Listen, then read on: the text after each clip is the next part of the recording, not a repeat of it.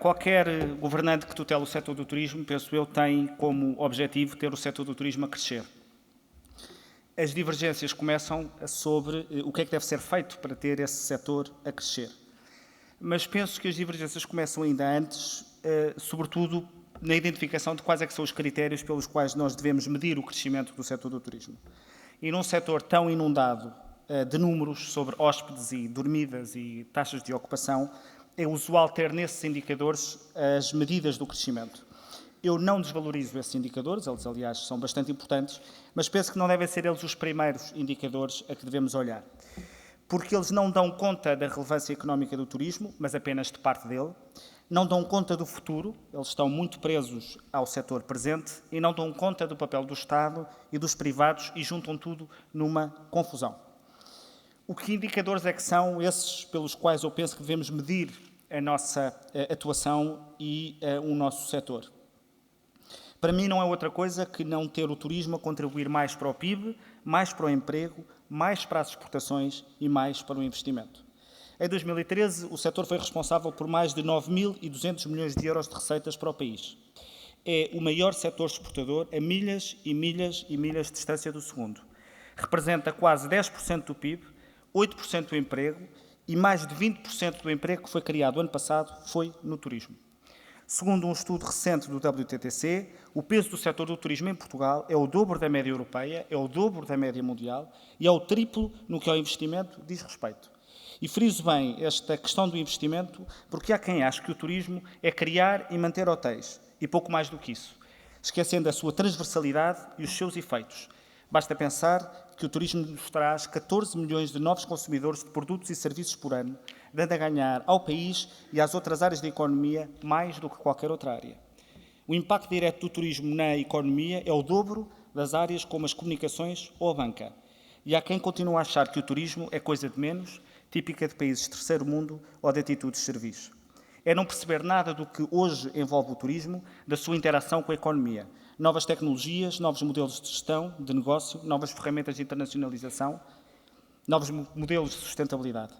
Quero, por isso, saudar muito vivamente a Ordem dos Economistas da Madeira, por ano após ano, vir destacando o turismo, concedendo-lhe uma relevância pública e económica que muitos ainda lhe negam.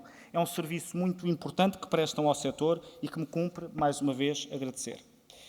Mas são estes os indicadores que demonstram a importância do turismo. E é por isso que eu penso que devem ser de rejeitar todas as propostas de políticas públicas que redundam na prática no enriquecimento de uns quantos, sacrificando a riqueza, o emprego e o investimento que o país como um todo beneficia e precisa.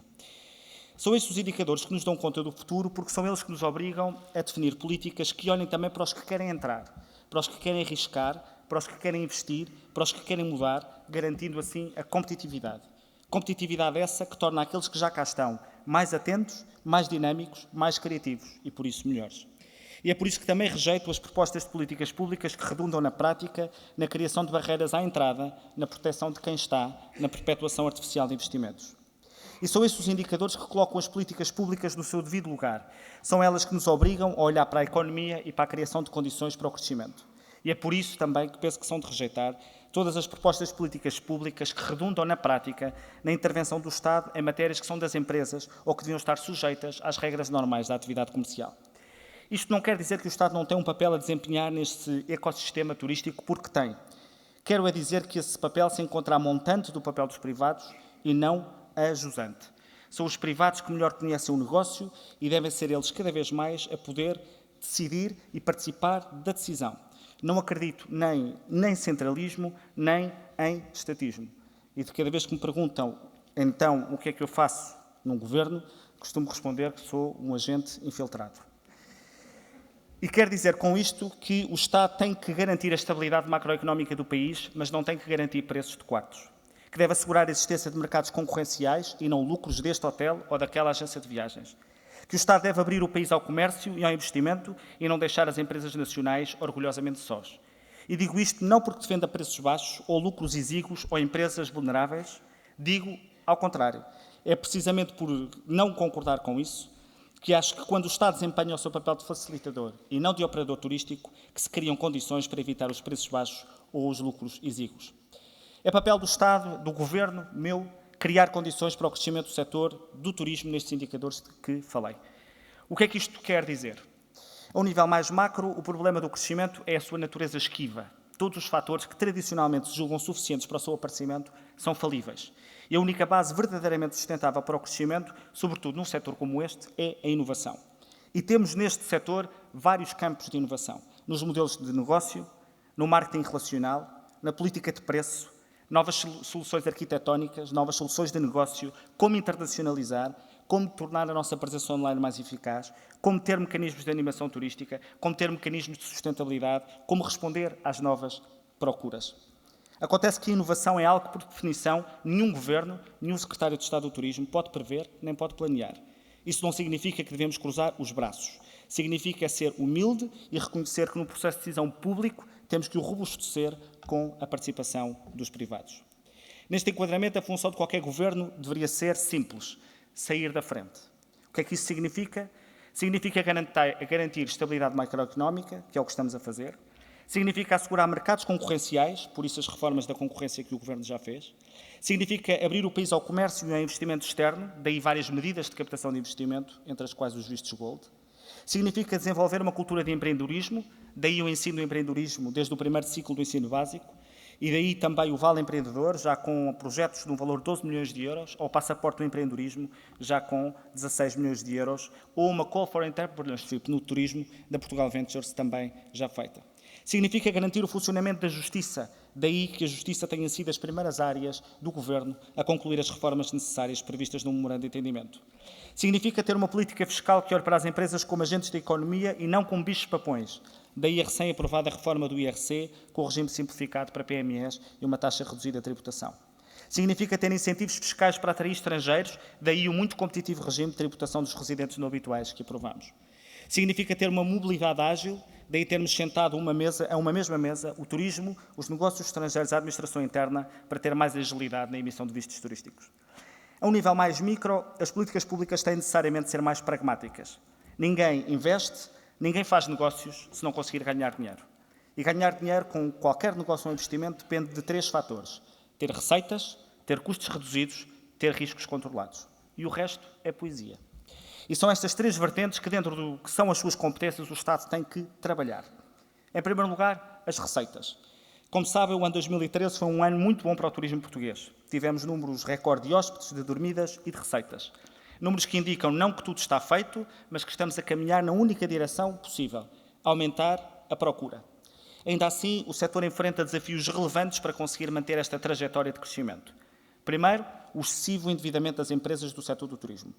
O Governo está preocupado com as necessidades de recapitalização das empresas, um problema que também afeta o setor do turismo de uma forma muito especial, sobretudo as empresas com projetos muito virados para o turismo interno ou com uma componente imobiliária muito importante.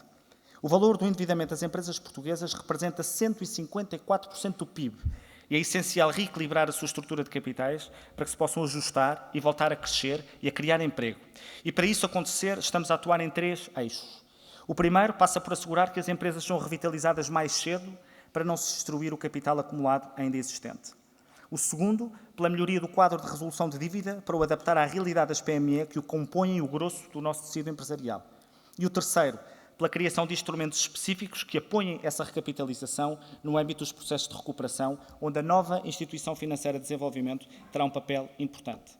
E estas alterações serão essenciais para que as empresas se possam redirecionar e ajustar a realidade atual da economia portuguesa, ou, em alternativa, para se virarem para o mercado externo. Um processo essencial no setor do turismo. Sazonalidade é outro problema, embora afete menos as cidades, um dos temas desta conferência. Mas é um problema que precisa de políticas de estruturação do produto e que nem sempre é fácil, porque há uma certa tendência para apenas se olhar para a promoção e conseguir juntar todos os agentes necessários à estruturação do produto não é simples. E na promoção não se pode promover o que não há. Mas há mais problemas. A concorrência internacional de países que não têm as mesmas limitações comunitárias que nós temos e que podem subsidiar tudo e mais alguma coisa, originando concorrência desleal e auxílios de Estado. Isto é apenas outro problema para o qual nós temos que tentar encontrar solução dentro dos limites comunitários. E a rentabilidade das nossas empresas, claro, normalmente analisada pela perspectiva do preço.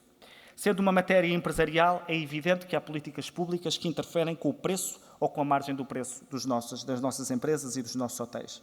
O excesso de oferta, parcialmente a responsabilidade do Estado, a promoção, criando uma percepção de valor, e a imposição de custos fixos à hotelaria, gerando uma pressão sobre o preço. Estamos a trabalhar nas três com o propósito estratégico de contribuir para mitigar o efeito do preço no setor.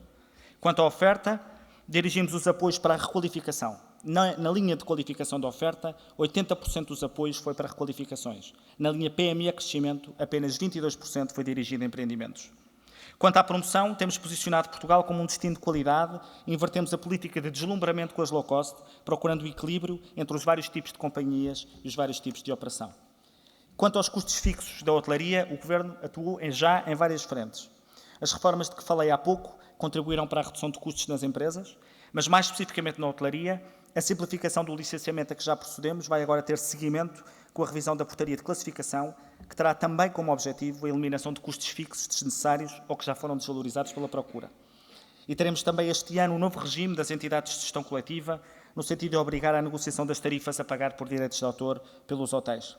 Mas há muito a fazer ainda a este respeito. Gostava de vos dizer que, na hora de acabar com os custos de contexto do setor do turismo, o difícil é escolher por onde começar. Mas a verdade é que temos feito alguma evolução. Portugal é atualmente o 12º melhor país da Europa para fazer negócio e o melhor entre todos os países do sul da Europa. Mas os números positivos que tivemos este ano no turismo têm várias explicações, a primeira das quais é a mais óbvia: temos um bom destino turístico. Um bom destino turístico pela sua localização, pela sua diversidade e um bom destino turístico pela competitividade do seu setor privado. E este último aspecto é particularmente importante porque é algo que pode ser potenciado ou, pelo contrário, dizimado pelas políticas que um secretário de Estado decide levar a cabo. No ranking mundial da competitividade do turismo, Portugal está em 20º lugar. É um lugar que nos posiciona melhor do que a maior parte dos nossos concorrentes, como a Itália, a Grécia ou a Turquia, mas que depende, em larga medida, da nossa capacidade em melhorar o segundo aspecto essencial para assegurar o retorno do investimento: a redução de custos. Esta redução de custos pode ser feita de várias formas, tantas quanto a natureza dos custos em si. Pode ser feita, por exemplo, através de medidas transversais que facilitem o acesso ao crédito por parte das empresas, de que falei há pouco, a propósito da Instituição Financeira de Desenvolvimento. Mas pode também ser feito pela via das medidas desenhadas para responder a necessidades específicas das empresas específicas do setor do turismo. A redução de custos foi precisamente um dos objetivos da reforma do licenciamento dos empreendimentos turísticos. Fizemos uma revisão geral do que era exigido aos hoteleiros pelo Estado e eliminámos o contribuinte apenas para aumentar custos e não para satisfazer clientes. E vamos agora rever o sistema de classificação dos hotéis, como disse, abrindo à inovação. Eliminámos taxas, reduzimos obrigações de prestação de contas.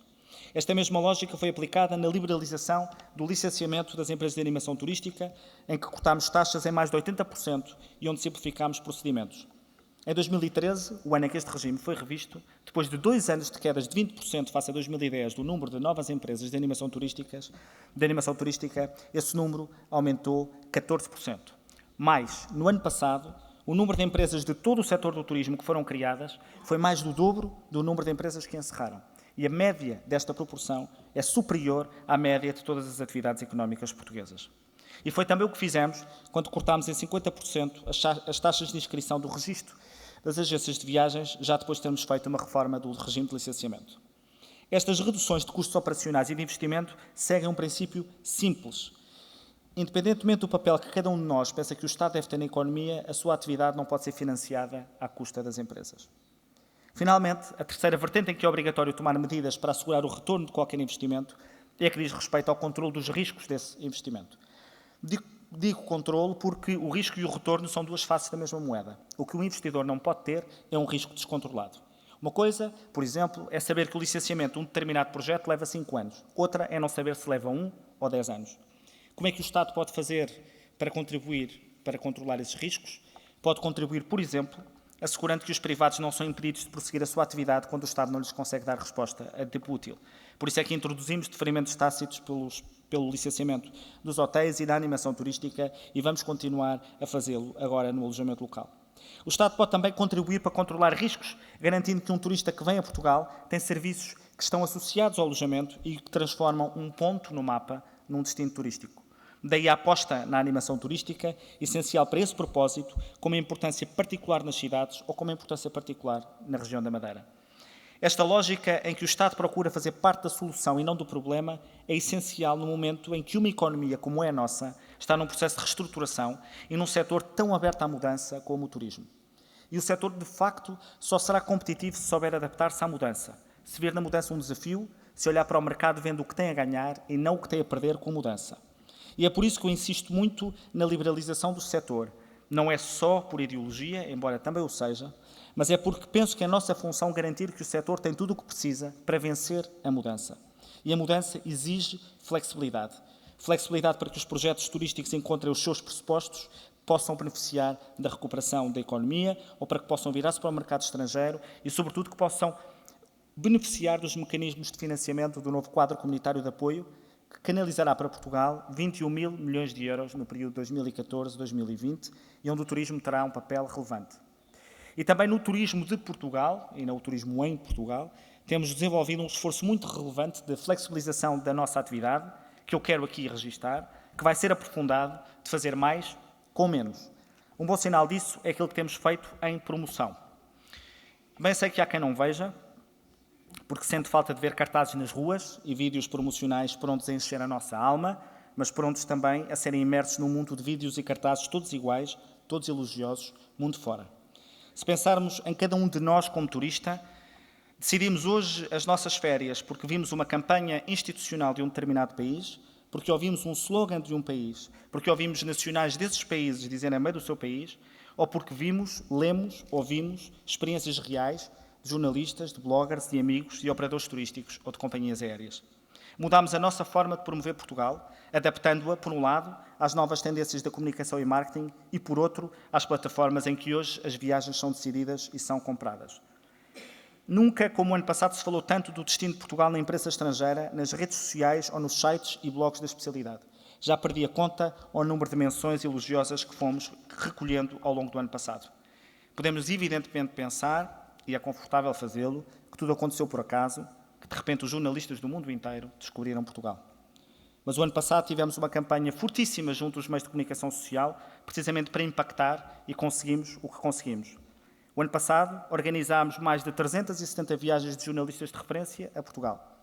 Todos os dias houve, pelo menos, um jornalista a escrever sobre o destino de Portugal para meios espalhados pelo mundo, com as consequências que todos conhecemos. Milhares e milhares de referências a Portugal.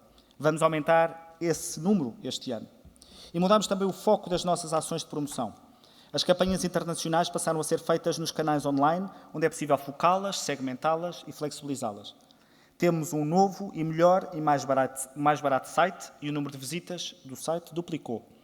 Passámos a investir nos anúncios do Google Search e Display, porque temos de garantir que Portugal aparece nos mais fortes mecanismos de busca. E a notoriedade de Portugal disparou de tal forma que a Brand Finance nos colocou como a 8ª marca nacional de turismo mais valiosa do mundo e a 4ª que mais cresceu o ano passado. Por curiosidade, a marca Portugal como um todo aparece no seu lugar 51. No turismo aparece em 8º. Passámos a usar as redes sociais como deve ser e as visitas ao Facebook quadriplicaram e 75% delas vêm agora de estrangeiros, invertendo a proporção anterior.